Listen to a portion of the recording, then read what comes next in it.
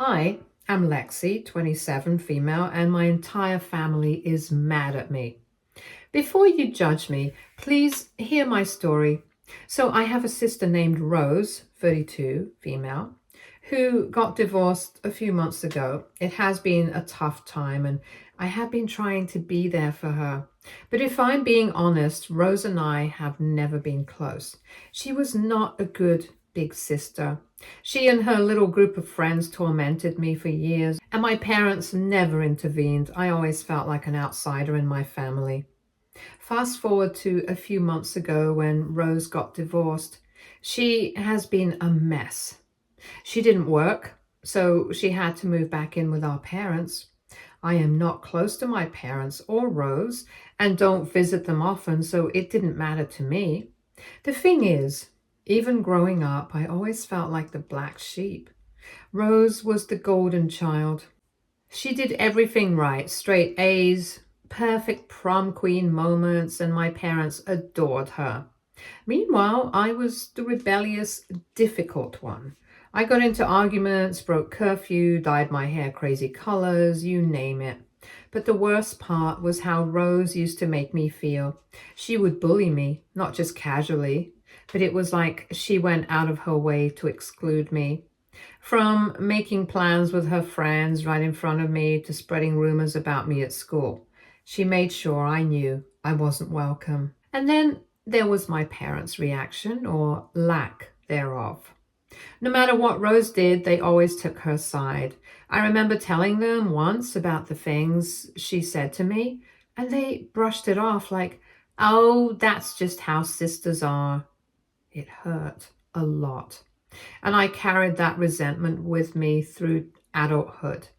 However, about a month after my sister's divorce, my partner Joshua, 29 male, proposed to me.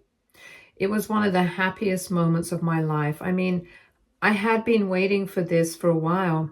Joshua and I had been together for almost 4 years, and we had talked about marriage a lot. So when he finally proposed, it felt like everything was falling into place. Naturally, I told my parents right away, even though we weren't exactly close. I thought maybe, just maybe, this could be something that would bring us together. I started getting into wedding planning mode almost immediately. Venues, dresses, flowers, you know the drill. I was so excited to share this moment with my friends and the few family members I am actually close with. But then, a few weeks later, I got a call from my mom. She sounded serious and told me they had something important to discuss with me. Honestly, my first thought was that maybe it had something to do with Rose and her whole post-divorce mess. I just had a gut feeling that whatever was coming wasn't going to be good. So I drove to their house the next evening, kind of bracing myself for the worst, and sure enough, as soon as I sat down, my mom came out with it. She told me that they were hoping I would postpone my wedding by 2 years. Yes, 2 years. Because Rose had just gotten divorced. I couldn't believe what I was hearing. My wedding? Postponed because my sister got divorced? It was so absurd that I actually laughed out loud for a second, thinking she must be joking. But nope, she was dead serious. She explained that Rose was still heartbroken and needed time to move on and potentially find another man. And apparently my wedding would somehow interfere with that process. I sat there stunned and asked my mom if she was really serious. Like, how could she even think that my wedding had anything to do with Rose's love life? My wedding, one of the biggest days of my life, was supposed to be delayed because of Rose's bad decisions. My mom then hit me with the classic, "We are family. We need to support each other" line. I've heard this from her a million times. It's always about supporting Rose. It's like they expect me to just be this silent, supportive figure in the background, constantly putting her needs first. I couldn't help but get angry. I told my mom this was ridiculous, flat out stupid, and that I couldn't believe she had the nerve to ask me something like that. And then I just left. I didn't want to stay there and listen to more of their excuses or guilt tripping. But it didn't stop there. My mom kept calling me over the next few days, trying to convince me that this was the right thing to do and that it wasn't just about Rose, but about the family as a whole. She kept saying how unfair it would be for Rose to attend my wedding while still dealing with her divorce. But, like, when has life ever been fair? Things don't stop just because one person is going through something. It's not like I'm trying to rub my happiness in Rose's face. I just want to get married and start my life with Joshua. My dad got involved too, which was a surprise because he's usually pretty hands-off when it comes to this kind of drama. He tried to reason with me, saying how emotional Rose was right now and how my wedding would be too much for her to handle. He made it sound like my wedding would be this huge burden on her, as if my happiness was somehow going to make her more miserable. But again, I just don't see how that's my problem. I can't control how she feels, and I certainly can't put my life on hold indefinitely just to spare her feelings. After that, my parents kept calling and bugging me for days. Every time I saw their name pop up on my phone, I just knew it was going to be more of the same guilt trip about postponing the wedding. Honestly, I was starting to lose my patience with them. My sister, on the other hand, hadn't said a word to me. It was all coming from my parents. And I was beginning to wonder if this was really what Rose wanted or if my parents were just projecting their own issues onto me. So after about a week of this back and forth, I decided to take matters into my own hands and called Rose directly. I was pretty calm at first, just trying to get to the bottom of it. I asked her straight up if she was the one who put my parents up to this, or if they were just overreacting on their own. And that's when she confirmed it. Yes, she did think it would be better if I postponed the wedding. Her reasoning? She said that during the wedding, all the relatives would be asking her about the divorce, and she wasn't ready to deal with that kind of attention. I was stunned. Like, I understand that a divorce is a big deal, but this was the wedding we were talking about, one of the biggest days of my life. Why should my wedding be overshadowed by her worries about what people might say to her? I told her as calmly as I could that this was my wedding and I highly doubted anyone would be pestering her about something so personal at an event that was supposed to be about Joshua and me. I mean, let's be real. At weddings, people are too busy focusing on the couple getting married, the food, the dancing, and their own lives. Who's going to go up to Rose and ask invasive questions about her failed marriage at my wedding of all places? But of course, she wasn't willing to listen. She just kept insisting that she wasn't emotionally ready to face everyone, and that if I cared about her at all, I'd consider waiting until she felt stronger and more prepared to handle the attention. The more she talked, the angrier I got. I finally just laid it out for her. I told her that the wedding was going to happen whether she liked it or not, and whether she or our parents showed up or not.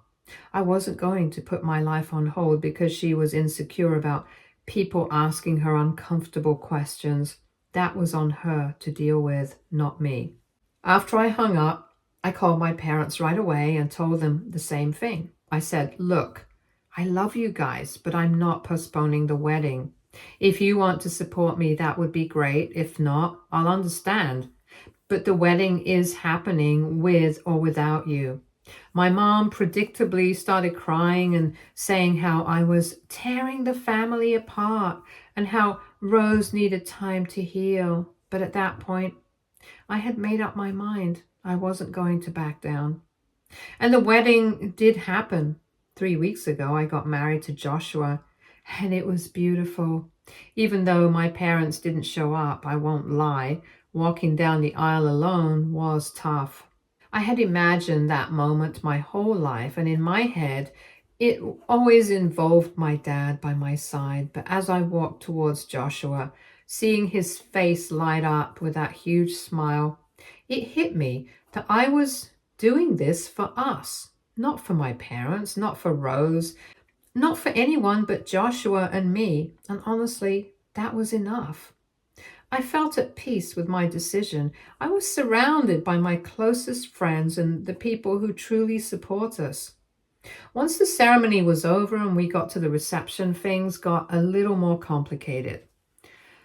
Most of my extended family had shown up, including some aunts, uncles, cousins who hadn't been involved in the drama, but they noticed.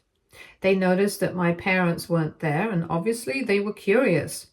People started asking, "Where are your mom and dad?" Or, "Is everything okay?" And I knew it was only a matter of time before I'd have to explain the whole messy situation. At first, I tried to dodge the questions, not wanting to make the day about family drama, but the curiosity just kept coming. Eventually, I sat down with a few of my aunts and cousins and told them everything: how my parents had demanded I postpone the wedding, how they wanted me to put my life on hold for Rose's sake, and how, in the end, they chose not to come when I refused to give in to their demands.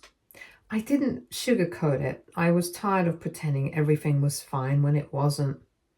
Their reactions were a mix of shock and disbelief. Some of them were horrified that my parents would even ask something so ridiculous, while others were angry on my behalf.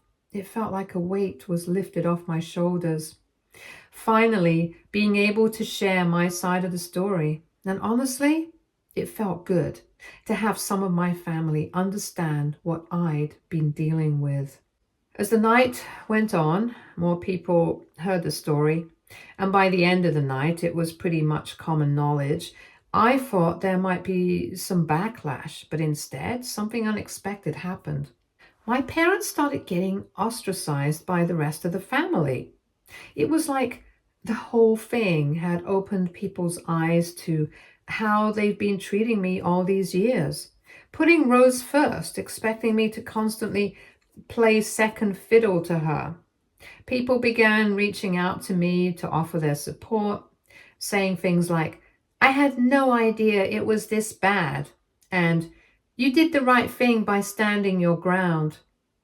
Then something even crazier happened. A cousin of ours, who's getting married next month, uninvited my parents from her wedding. Apparently, she didn't want that kind of negativity on her own big day. I wasn't expecting that at all, and part of me feels a little guilty, but at the same time, I can't help but feel validated. For years, I felt like an outsider, like I was the one always causing problems or not being understanding enough. But now, people were starting to see that maybe, just maybe, it wasn't all on me. After my wedding, Joshua and I went on our honeymoon for a week, and it was honestly the best escape I could have asked for. We went to this beautiful beach resort, just the two of us, away from all the family drama. I didn't check my phone for the most part, just soaking in the peace and quiet. I knew there would be messages from my parents and probably my sister, but I just couldn't deal with it during the honeymoon. It was our time to relax and start this new chapter without all the stress. Once we got back, reality hit me pretty hard. I decided to finally listen to the voicemails that had piled up.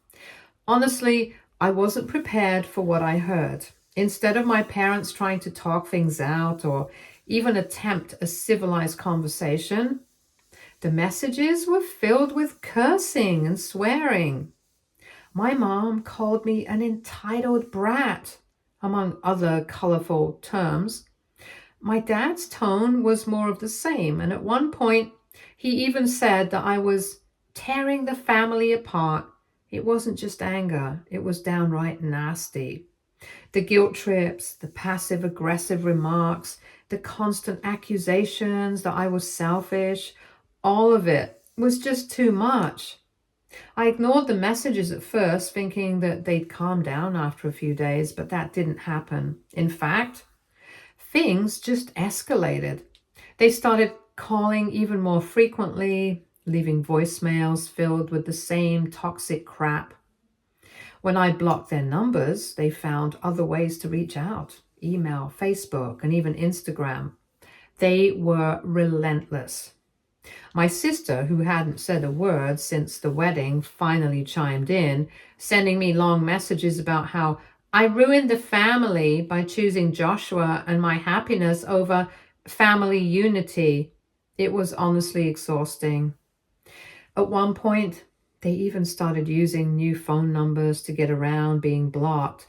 I blocked one number, and within a few hours, they'd be back with another. It felt like I was playing some twisted game of whack-a-mole.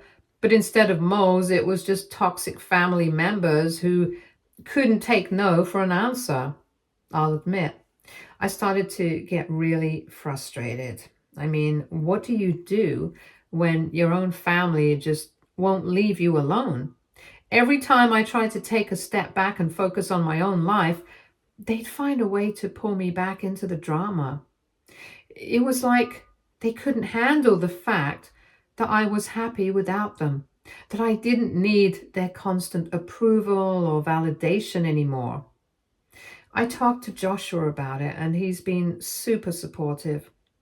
He's suggested everything from changing my phone number to cutting off contact entirely, but part of me feels so conflicted. They're still my parents, you know. Even after everything they've said and done, there's this little part of me that feels guilty, like I'm somehow the bad guy for blocking them out. But at the same time, I know I can't keep letting them treat me like this. I tried explaining to them how their behavior was affecting me, but they didn't want to hear it. My mom just kept saying things like, "You're choosing your husband over your own family," and "You'll regret this when we're gone." It was classic emotional manipulation. At this point, I don't even think they're interested in understanding my side. It feels like they just want control. Like they're upset that I've broken free of their influence and they're doing everything they can to reel me back in. I'm honestly at a loss here. Part of me thinks I should just cut them off completely, change my number, delete them from social media, and go full no contact. But then there's this nagging voice in the back of my mind telling me that I'll regret it, that one day I'll wish I had handled things differently, or that maybe, just maybe, they'll finally come around and realize how toxic their behavior has been. But let's be real.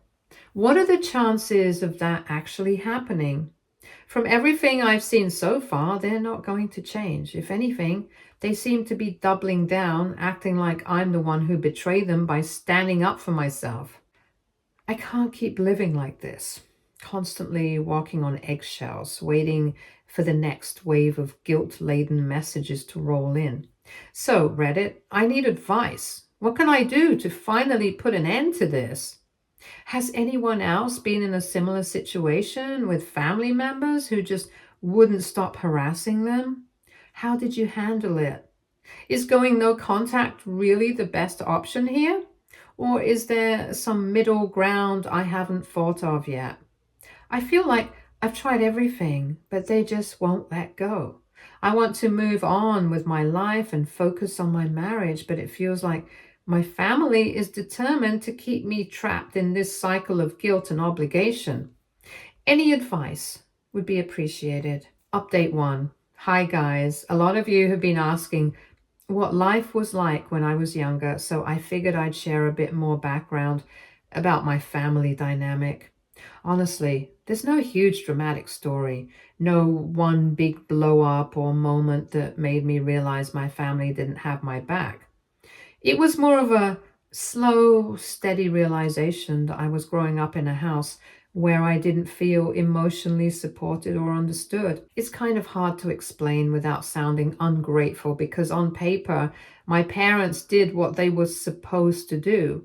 I had food, clothes, went to school, and we went on family vacations sometimes, but I never felt like I was actually loved or truly valued.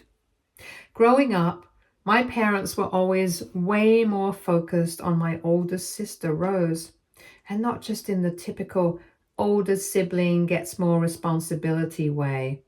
It was like, in their eyes, Rose could do no wrong, while I was the troublemaker, the difficult one, the one they had to tolerate. I'd bring home good grades or try to show them something I was excited about, and they'd give me this half-hearted, "That's nice, Lexi," before moving on to whatever Rose needed. She was always the center of their attention, and I was just there. It's hard to explain how isolating that feels as a kid, constantly being pushed to the side like you're invisible. And it wasn't just that one time. That pattern repeated over and over again throughout my childhood. I think I was around 16. I got into a pretty serious fight with a group of friends at school. It was one of those teenage things where it felt like the end of the world at the time. I came home crying, hoping for a little comfort or maybe even some advice. I'm not saying I expected a full-on therapy session, but "hey, it'll be okay" would have been nice. Instead, when I told my parents about it, my dad literally said, "You probably brought it on yourself. You should learn to pick better friends." That was it. No hug, no encouragement, just blame. Meanwhile, if Rose came home with even the smallest issue, they'd drop everything to help her through it. And speaking of Rose, let's talk about her for a second. She wasn't exactly the model of a supportive older sister. In fact, she pretty much went out of her way to make my life miserable whenever she could. She had this little clique of friends who were all just as stuck up as she was, and they thought it was hilarious to torment me. They do stuff like hide my things, make fun of me for my clothes, or even prank call the house and pretend to be people from school saying awful things about me. It was the kind of stuff that sounds silly now, but as a kid, it really messed with my self-esteem. And the worst part, my parents knew about it. I tell them what Rose was doing, and they just shrug it off, saying, "She's just teasing you, Lexi. It's normal sibling stuff." But it never felt normal to me. There was one particularly bad incident when I was about 13. Rose and her friends convinced me to play a game of makeover with them. I should have known better, but I was so desperate for any attention or acceptance from my sister that I went along with it. They proceeded to cake my face with makeup in the most ridiculous way possible, making me look like a clown. Then, without me realizing it, they took pictures and sent them to people at school.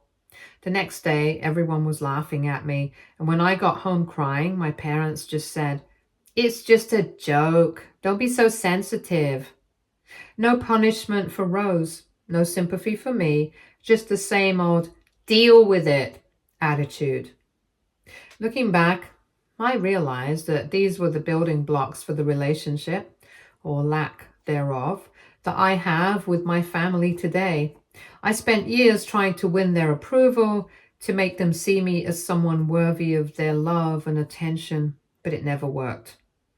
They were too busy with Rose and her problems to care about me or what I was going through. Honestly, I think that's why I've become the person I am today. Someone who's learned to be independent and to stand up for myself even when it's hard. That's why when the whole wedding situation happened, it wasn't the first time I felt let down by my family. It was just the tipping point. I had spent years being the second choice, the afterthought.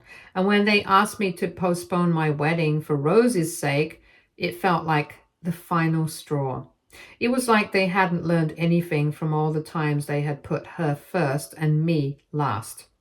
They expected me to keep playing the same role I'd always played, the one who sacrificed her happiness for the sake of family unity. But I couldn't do it anymore. I finally chose myself, and honestly, it feels like a huge relief. So yeah, that's the gist of my childhood. Nothing super dramatic, but a whole lot of emotional neglect and favoritism that left its mark. It's taken me a long time to realize that it's okay to put my needs first, and that just because they're family doesn't mean I have to tolerate toxic behavior. I've got Joshua now. We're building our own little family where I feel loved, supported, and respected, which is something I never really had growing up. Thanks for reading, and I appreciate everyone who's reached out with advice and kind words. It really means a lot, and I'm learning that it's okay to set boundaries even with family. It's tough, but I know I'm doing what's best for me. Update 2. Hi guys, I wanted to give you all a few updates because a lot has happened since I last posted. So, about a week after Joshua and I got back from our honeymoon, my parents, unsurprisingly, found another way to get under my skin. They sent me a message saying they wanted my childhood stuff out of their house and that I should come and pick it up on Sunday. The message was cold and abrupt, but at that point, I was pretty much over it. I figured I'd just go grab my things and that would be that. So I replied with a simple, okay, trying not to make a big deal of it. But when I actually drove over there, Joshua with me for support, what I saw was beyond ridiculous.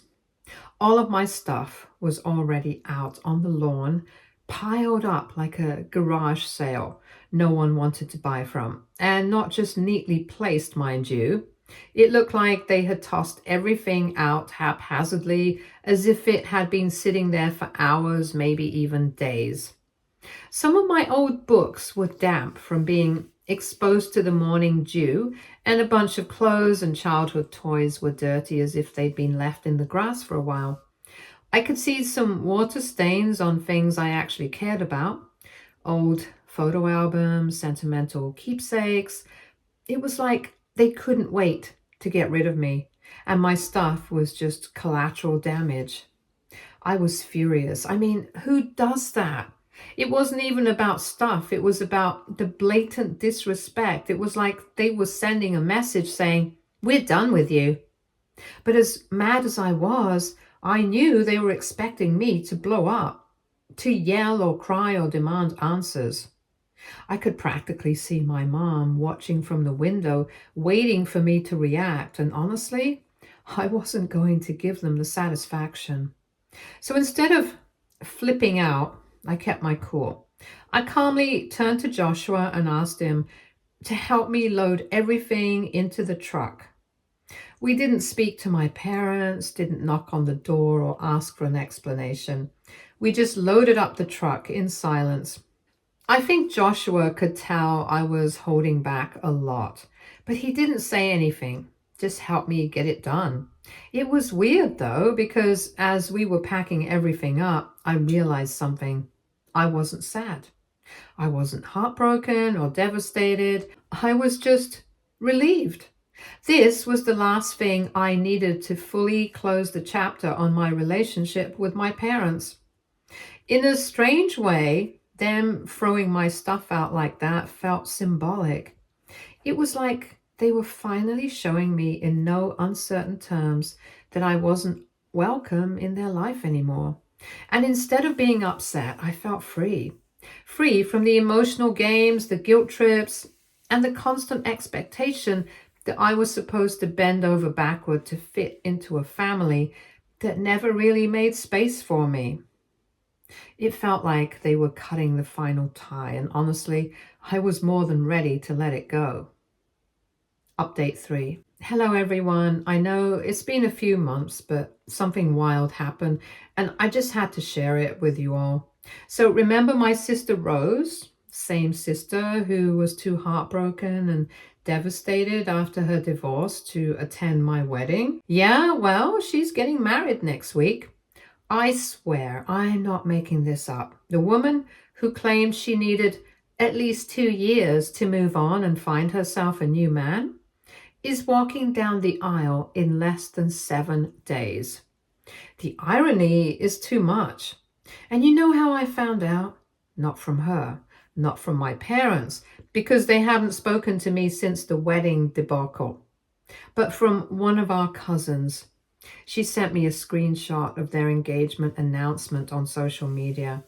I was sitting at home, minding my own business, and boom, there it was. Rose, all happy and in love, showing off her ring with her new fiancé, like none of the drama from the past year ever happened. I had to laugh, like I couldn't even be mad. It's honestly hilarious at this point. What's even crazier is that I've heard absolutely nothing from my parents or Rose about the whole thing. Not a peep. No invitations, no updates, nothing. And you know what? I'm totally okay with it. It feels like they've officially written me off, and honestly, the feeling is mutual. After everything that's happened, I don't even care to be involved in their lives anymore. It's kind of liberating, to be honest. I'm not sitting here waiting for their approval or worrying about what they think of me. I've moved on, and clearly so have they. So that's it. Rose is getting married. My parents are doing their thing, and I'm over here living my best life with Joshua. Life is good, and I'm not looking back. Thanks again, Reddit.